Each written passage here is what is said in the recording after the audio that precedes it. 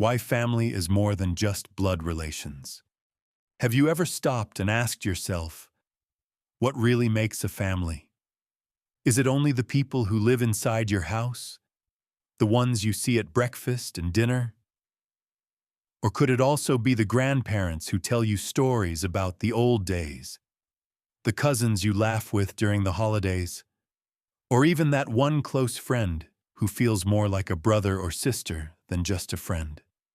Hi there, my name is Larry. I'm a master coach and NLP trainer and the founder of 3D English. For more than 10 years, I've been helping students not only with their English pronunciation and confidence, but also with learning through stories that connect to real life. And today, I want to share with you a story that is very close to my heart. The story of family. When I was a kid, my parents always reminded me and my brother about the importance of school. My mom used to say, "Larry, education is the key that opens doors." My dad worked long hours in an office, but every night, even if he was tired, he would sit with us, check our homework, and say, "You can do better tomorrow." At the time, I didn't fully understand it, but now I see they weren't just teaching us math or reading. They were teaching us values like discipline, responsibility, and hope for the future. And of course, family is not always so peaceful. My brother and I fought almost every single day. We argued over toys, over the TV remote, even over who got the bigger slice of pizza. But here's the thing. Whenever I was in trouble, he was the first one to stand by my side. That's family. We fight, we disagree, but we also protect, support, and forgive. So in today's episode, we're going to explore not only the roles of parents and siblings, but also the hidden treasures inside extended family, the wisdom of grandparents, the fun of cousins, the kindness of aunts and uncles, and yes, even the love and support of family friends. By the end, I promise you'll see family in a bigger, deeper way. Because at the end of the day, family is not only about where you come from, it's about who stands with you. Part 1. Immediate family foundation, parents and siblings.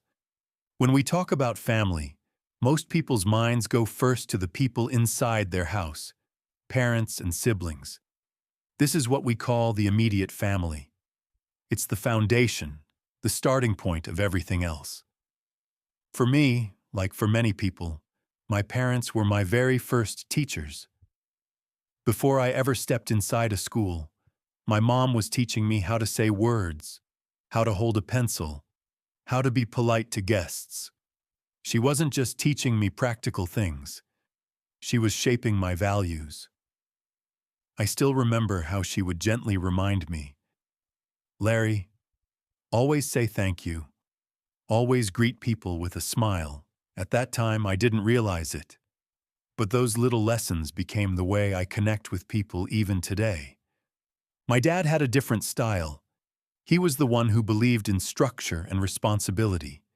He worked at an office, and I can still picture him coming home late, tired, but always taking a moment to ask me and my brother about our day. Sometimes he'd sit at the table with us, and instead of giving long lectures, he would tell short stories about his own struggles when he was young. One of my favorites was when he told us how he once failed an exam, but instead of giving up, he studied every night until he passed the next one with high marks. That story stuck with me. It wasn't about success, it was about resilience. And you know, in many families, we see this balance. Mothers are often the heart of the household, cooking, cleaning, making sure everything feels warm and cared for. Fathers often take on the role of financial provider, going out to work, managing expenses. But here's the interesting part. Modern families are changing. Today, many moms also work full-time jobs, while many dads are more involved at home. I have friends whose fathers are amazing cooks, and whose mothers are leading big teams at their companies. The roles may shift, but the essence stays the same. Parents are guides, supporters, and protectors. Now let's talk about siblings. If you have a brother or sister, you know. It's complicated, right? Siblings are the people we fight with, laugh with, grow up with, and sometimes even cry with. They are our very first companions. My brother and I used to play soccer together in the park. We would compete so fiercely, and if I scored a goal, he'd get so mad. But the moment I fell or scraped my knee, he would be the first one to help me up. That's the sibling bond. It's full of rivalry and arguments, but also full of loyalty. Of course, not every sibling relationship is easy. Sometimes brothers and sisters argue so much that parents have to step in and act as referees. I remember my mom saying, "You two will understand each other better when you're older." At that time, I rolled my eyes. But she was right. As we grew up, the arguments became less important, and the support became stronger. Today, my brother is one of the people I trust the most. Siblings also play a special role inside the family. Sometimes they're teammates in daily chores, like washing the dishes together after dinner or cleaning the living room before guests arrive. Other times, they act as mediators. I can think of a time when I really wanted to go to a friend's house, but my parents weren't sure. My brother spoke up for me. "Come on, he's responsible, let him go." That small act made me feel like he was on my side, and I never forgot it. When we look at parents and siblings together, we see the full picture of immediate family. Parents provide structure, guidance, and support. Siblings give companionship, laughter, and sometimes the courage to face the world. They form the very first community we belong to, the training ground for all the future relationships in our lives. Now here's something to reflect on. Not everyone's immediate family looks the same. Some families have one parent. Some kids grow up with grandparents as their primary caregivers. Some people are only children, without brothers or sisters. And yet, no matter the shape, there is always some form of love, support, and teaching inside that home. I want to invite you to think about your own immediate family. Maybe it's your mom who cooks your favorite meal. Maybe it's your dad who gives you life advice. Maybe it's your brother who plays video games with you, or your sister who shares secrets late at night. What is one small thing they do that makes you feel loved? Because at the end of the day, family is not about perfection. Parents are not superheroes. They get tired, they make mistakes.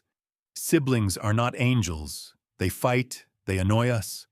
But together, they give us a foundation, a starting place, a sense of belonging that shapes who we are.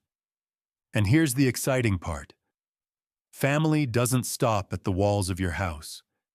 Beyond parents and siblings, there are grandparents waiting with wisdom, aunts and uncles ready with support, and cousins who might just be your first best friends. So now, let's take a step further and explore the wisdom and love that grandparents bring into our lives. Part 2. Grandparents. Wisdom and tradition keepers. When I think about family beyond my parents and brother, the first people who come to mind are my grandparents. For many of us, grandparents are like a second set of parents, but with a softer, gentler touch. They carry wisdom that comes from living through many years, and they often see life from a wider perspective. I remember as a child, every Sunday, my family would visit my grandparents' home. The smell of fresh bread filled the kitchen, and my grandfather would already be sitting in his favorite chair, waiting to tell us a story. These weren't just random stories, they were lessons. He told us how he worked as a young man, how he faced hard times, and how even when money was tight, family always stuck together. At the time, I thought it was just a story.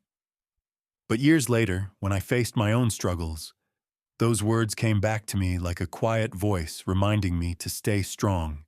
Grandparents are often called the memory keepers of the family. They hold the history, stories about where the family came from, what traditions were passed down, and even funny memories about our parents when they were children. And let's be honest, those stories make us laugh. I loved hearing about how my dad, the same strict man who always told me to be responsible, once got in trouble for sneaking cookies before dinner. Those stories helped me see him in a different way, and they made me feel closer to both him and my grandparents. But it's not just about history. Grandparents also give us guidance. They are respected figures, and in many cultures, they are seen as the wise voices in the family. When I had a tough decision to make about school, my grandmother didn't give me a direct answer. Instead, she told me, "Think about what makes your heart peaceful." The right path will never feel like a heavy burden. That advice has stayed with me for years. Today, life is different. In the past, grandparents often lived in the same house as their children and grandchildren. Families were bigger, and 3 generations often shared the same roof. Now, many of us see our grandparents only on weekends or holidays. Technology has become the bridge. I know families who have a weekly video call with their grandparents, just to say hello, share updates, and keep that bond alive. It's not the same as sitting together in the living room, but it still keeps the connection strong. There's also something special about the way grandparents show love. Parents are busy. They have to work, manage the house, and discipline their kids. Grandparents, on the other hand, often have more time and patience. They are the ones who sneak us candy, let us stay up a little later, or whisper, "Don't worry, I won't tell your mom." Their love feels unconditional, and their home often feels like a safe place where we can just be ourselves. Of course, grandparents also need us. As they get older, they may not be as strong or independent as before. And this is where family values come in, respecting and caring for the elderly. I remember visiting my grandfather when he was sick, and for the first time, I realized the roles had reversed. He had always been the one to guide me, but now it was my turn to sit by his side, listen, and simply be there. That moment taught me that family is not only about receiving love and wisdom, it's also about giving it back. So, whether we live with them, visit them often, or connect through phone calls and video chats, grandparents are an irreplaceable part of the family. They remind us of where we came from. They teach us lessons we can carry into the future, and they show us the kind of unconditional love that stays even after they are gone. And now, as we continue exploring family, let's meet the relatives who bring color, fun, and variety into our lives. The aunts, uncles, and cousins. Part 3. Aunts, uncles, and cousins. After grandparents, the next layer of family that often comes to mind is the aunts, uncles, and cousins. They may not live with us in the same house, but they add so much richness, joy, and perspective to the family circle. If parents are like the foundation and grandparents are like the roots, then aunts, uncles, and cousins are like the branches, reaching out, stretching wide, and connecting us in different directions. Let's start with aunts and uncles. Their role is unique because they are not the primary caregivers, yet they are close enough to influence us. I remember my aunt who lived in another city. Even though she wasn't around all the time, she never forgot my birthday. Every year, like clockwork, a small package would arrive. Sometimes a book, sometimes a toy, sometimes just a handwritten letter. To me, it wasn't about the gift itself. It was about the feeling that someone far away still thought of me, still cared. That's what aunts and uncles often do. They provide support in a lighter, less strict way. Uncles, too, can be special mentors. In many families, uncles are respected as elder figures. They might not discipline you the way parents do, but they give advice in a friendlier tone. I remember one uncle who always said, "Don't worry too much, enjoy the small things." It was so different from the usual serious advice my parents gave, and sometimes that was exactly what I needed to hear. And then there are cousins. If you grew up with cousins around your age, you know how important they can be. Cousins are like the first best friends we didn't choose but were lucky to have. Some of my happiest childhood memories come from summer holidays, when all the cousins gathered at my grandparents' house. We'd play soccer in the yard, ride bikes around the neighborhood, and stay up late whispering secrets. Those moments felt magical, like we had our own little world that only we understood. The bond with cousins is special because it sits right in between friendship and siblinghood. You share family ties, so you understand each other in ways friends might not. But at the same time, because you don't live under the same roof, there's less of the daily conflict that siblings often face. That's why, for many people, cousins become some of the closest lifelong friends. Family gatherings really highlight the importance of aunts, uncles, and cousins. Think about it. A holiday dinner, a wedding, or even a simple birthday party. Everyone comes together, and the room is filled with laughter, chatter, and food. Parents might be busy organizing, grandparents might be telling stories, but it's usually the aunts and uncles who bring energy and humor, and the cousins who fill the room with noise and games. These gatherings remind us that family is more than just the people in our daily routine. It's a whole network of love and connection. Of course, not every relationship with aunts, uncles, or cousins is perfect. Sometimes distance keeps us apart. Sometimes family disagreements create tension. I remember one year when two relatives argued about money, and for a while, visits became less frequent. But eventually, during a wedding, everyone came back together. The laughter, the music, and the shared memories were stronger than the disagreement. That's another lesson family teaches us. Forgiveness is part of the bond. What makes this extended circle so valuable is that it gives us different perspectives. Parents teach responsibility, grandparents give wisdom, but aunts and uncles often offer a more relaxed voice, while cousins remind us how important companionship and shared fun really are. Together, they help create a sense of community, something bigger than just one household. I want you to take a moment and think, who is that one relative outside your immediate family that has made a difference in your life? Maybe it's an aunt who always encourages you, or an uncle who makes you laugh, or a cousin who stood by you when you felt alone.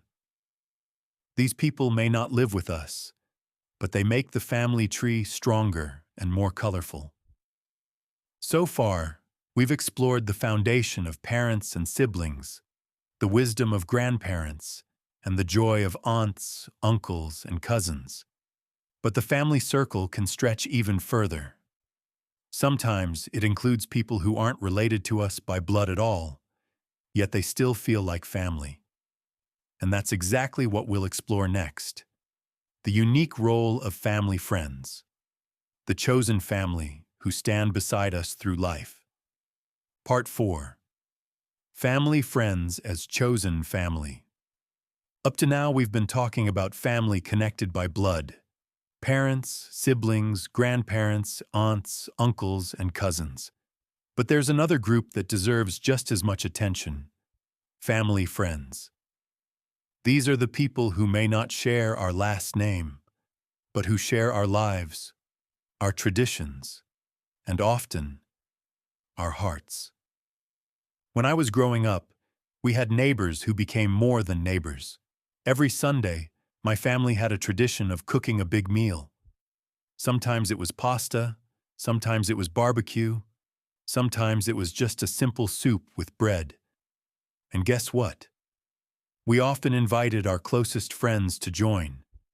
They weren't related to us by blood, but when they sat at our table, laughed with us, and even helped wash the dishes afterward, they felt like family. That's the beauty of family friends. They are part of what some people call a chosen family. Unlike parents or siblings, we don't get assigned these people at birth. Instead, they come into our lives through connection, kindness, and trust, and they earn a place in our family circle. Sometimes, family friends play roles that even relatives cannot. For example, I had a close family friend named Mark. He wasn't an uncle by blood, but he treated me like a nephew when I struggled with confidence as a teenager. He was the one who took me for long walks, listened without judgment, and said, "Larry, don't compare yourself to others. Just be the best version of you." Those words changed the way I saw myself. To this day, I carry that advice. And here's something interesting. Family friends often become part of traditions. Think about birthdays, holidays, or Sunday dinners. How many times have you seen a family friend at the table laughing and celebrating just like everyone else? These gatherings remind us that family isn't limited to who shares our DNA. Family can also be about who shows up, who supports us, and who stays by our side through both good times and bad. Politeness and respect also extend to family friends. I remember my parents always taught me, greet our friends politely, just like you would greet your grandparents or uncles. That simple lesson shaped how I see people even today. It taught me that respect isn't just for relatives, it's for anyone who becomes part of our extended circle.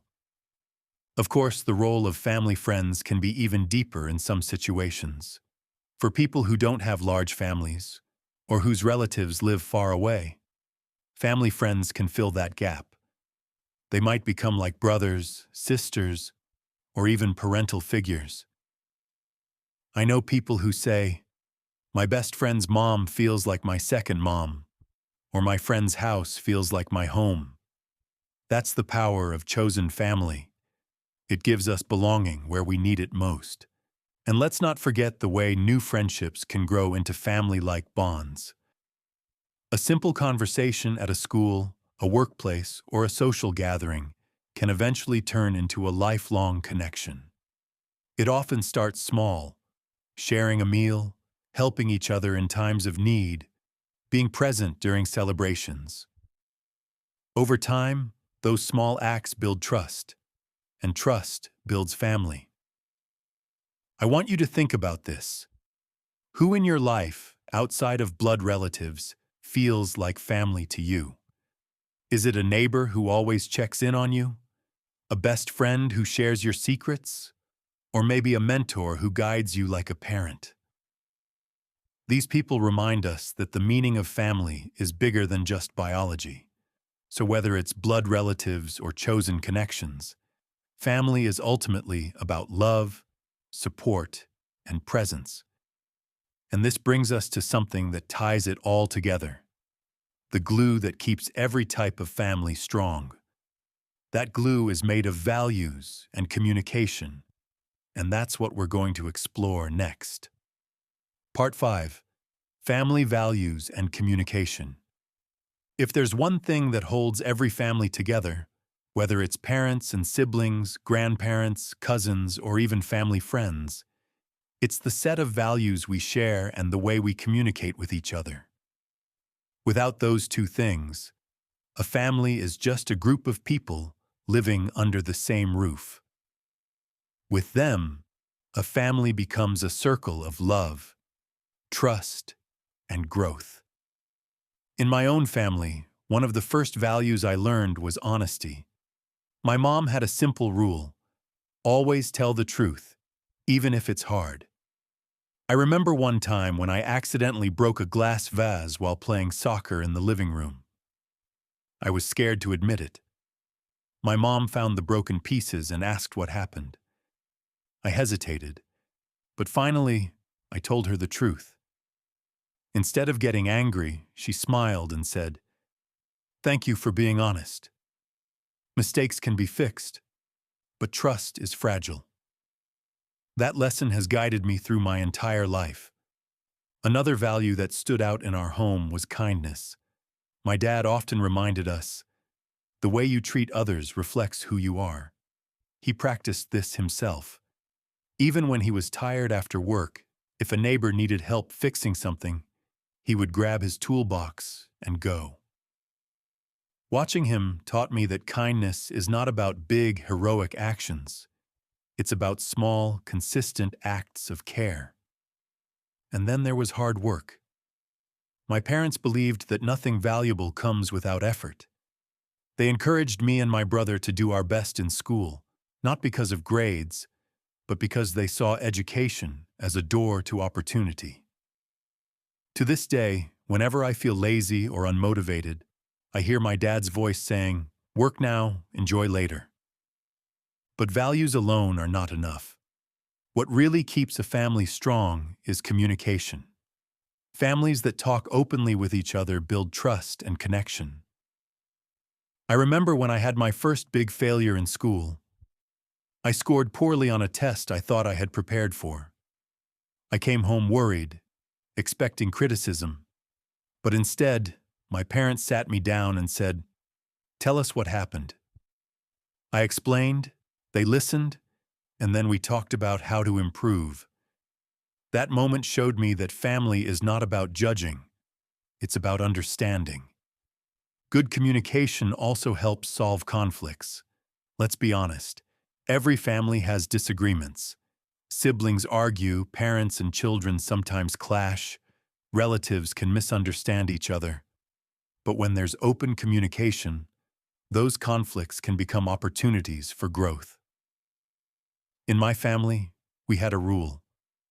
No matter how angry we felt, we had to talk it out before bedtime.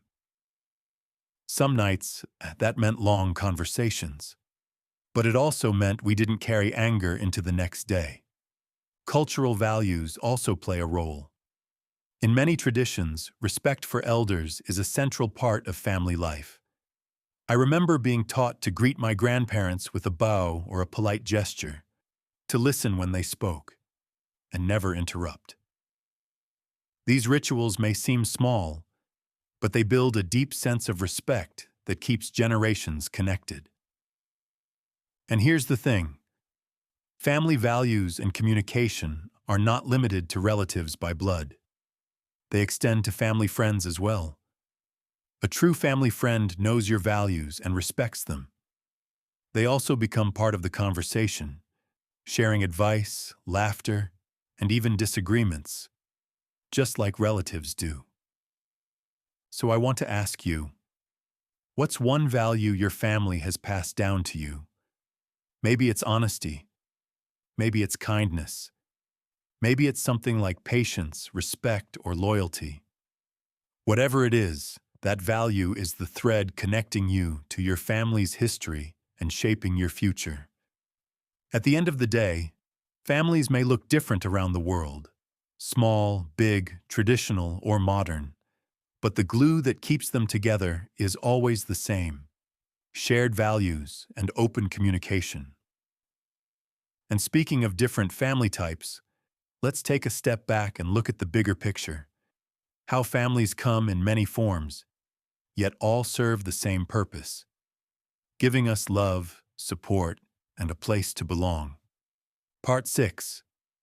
The bigger picture of family types. Now that we've looked at parents, siblings, grandparents, aunts, uncles, cousins, and even family friends, let's zoom out and see the bigger picture.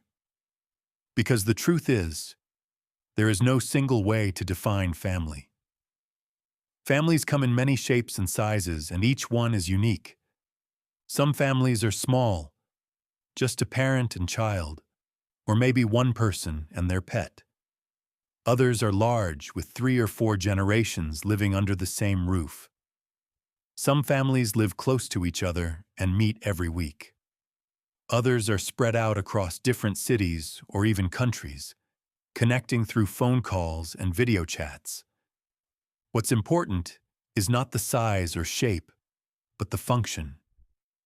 A family, whatever it looks like, should be a place of love, support, and belonging. It's where we learn our first lessons, where we are cared for when we're sick, and where we celebrate our victories, big or small. Of course, families are not always perfect. There are disagreements, differences, and sometimes even distance. But what keeps a family together is not perfection. It's commitment. It's saying, no matter what happens, we're still connected. Modern families also look very different from traditional ones. Today, we see blended families, where children may have step-parents or step-siblings. We see single-parent families, grandparents raising grandchildren, and chosen families made up of close friends. And you know what? They are just as real, just as meaningful as any traditional structure. I believe this is the most powerful lesson about family. It's not just about blood, it's about bond. The people who stand with you in good times and bad, the people who encourage you, guide you, and love you, that's your family. So whether your family is small or large, traditional or modern, near or far, remember this. What makes a family is not who lives in the house. What makes a family is the love that fills it. And now, as we bring everything together, let's close with a recap of the lessons we've learned and an inspiring reminder of why family, whatever its form, will always matter most. Outro. Recap and inspiration. So let's take a moment to breathe and look back at what we've discovered together today. We began with the immediate family, parents and siblings, the foundation of our lives. Parents, our first teachers, guiding us with lessons of responsibility, kindness, and resilience. Siblings, our first companions, sometimes rivals but always allies, teaching us about loyalty, forgiveness, and teamwork. Then we stepped into the world of grandparents, the wise storytellers who carry the history of our families and pass down traditions. From them, we learn patience, strength, and the value of staying connected to our roots. Next, we celebrated the aunts, uncles, and cousins, the relatives who bring joy, laughter, and perspective. They remind us that family isn't only about structure, but also about fun, play, and community. We also recognized the importance of family friends, the chosen family who stand by our side, even without blood ties. They show us that love and belonging can come from the people we choose to invite into our circle. And of course, we tied it all together with family values and communication, the glue that holds every type of family strong. Honesty, kindness, respect, and open conversations make the difference between just living together and truly being a family. Finally, we zoomed out to the bigger picture of family types, understanding that every family is unique. Traditional or modern, big or small, near or far, it doesn't matter. What matters is love, support, and connection. Here's the message I want to leave with you. Family is not about perfection. It's about presence. It's not about who shares your DNA. It's about who shares your journey. So I want to challenge you. After watching this video, reach out to one family member or close friend who feels like family. Send them a message, give them a call, or even just say thank you. Let them know they matter. And if you enjoyed this journey, don't forget to like, subscribe, and share your own family story in the comments.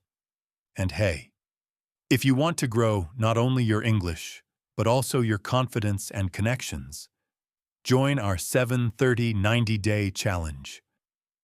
And one more thing, don't miss my previous video where I shared powerful tips on how communication can transform your relationships. Trust me, it's a perfect follow-up to today's lesson. Because at the end of the day, family, whether given or chosen, is the place where love begins and never ends.